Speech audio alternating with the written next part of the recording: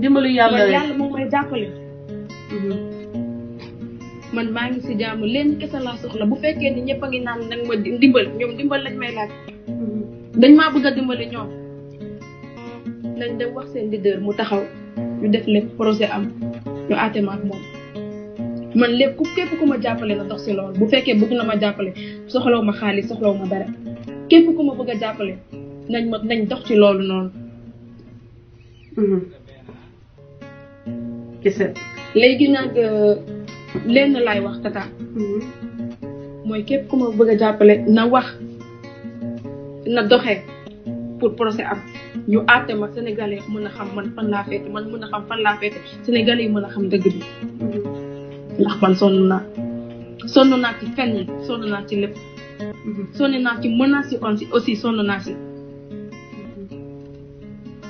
naa si lépp mais tata nag waxtaan bi du gudd amul problème ndax dama sonn. waaw wax bi dafa métti du ñëpp wax te je pense que l'essentiel moo nekkoon yow Adji pour que nga ñëw wax sénégalais ni que tu es là tu es en bonne santé tu es en ba may wax ak yow sànq ba may waxtaan ak yow sànq jot naa nuyonteeg maître El Hadji Diouf mu ngi yaa ngi leen toog waxtaan ak ñëpp maa ngi sentir ni qu'il y avait d'autres personnes yaa ngi nekk ci jàmm y a aucune tension y a aucune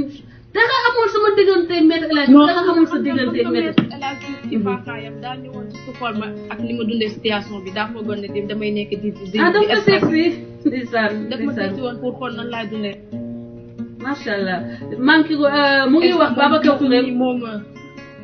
joxal Sénégal yi message bi nga xam ne maître moom la joxe sànq moom la wax oui maître dafa ne dans les jours à venir xaw ma day def live ak yow xaw ma nee na dina def une sortie pour remettre les pendules à l'heure et en plus annoncer la plainte bi nga xam ne dina ko def contre Babacar Touré parce que trop c'est trop maître El Hadji Diouf a laissé passer beaucoup de choses mais comme Babacar Touré s'acharne à continuer à calomnier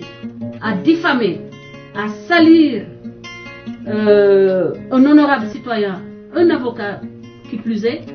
génn moom dina jël toutes les mesures très bientôt te dina génn jàkkaarloo Sénégalais yi pour que mu leeral wax yu bëri pour mu leeral digganteem ak Babacar Touré nga xam ne pour sa survie personnelle il est prêt à jeter tout le monde sous le bus y compris une jeune fille de 20 ans présumée violée victime de viol qui cherche rien d'autre qu'à avoir un procès et qu'elle puisse vivre en paix le restant de sa vie. Adji maa ngi lay libéré di la wax nga jox dernier mot waa CODAS ak waa Sénégal et puis voilà. surtout waa CODAS si ñoom lay commencé. ñoom nga xam ne seen loxo mosul génn si man surtout yow mi nga xamante ne danga maa yàgg a jàppale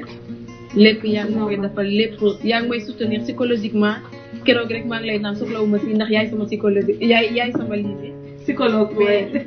waaw yaay sama psychologue maa ngi lay remercier tata Hélène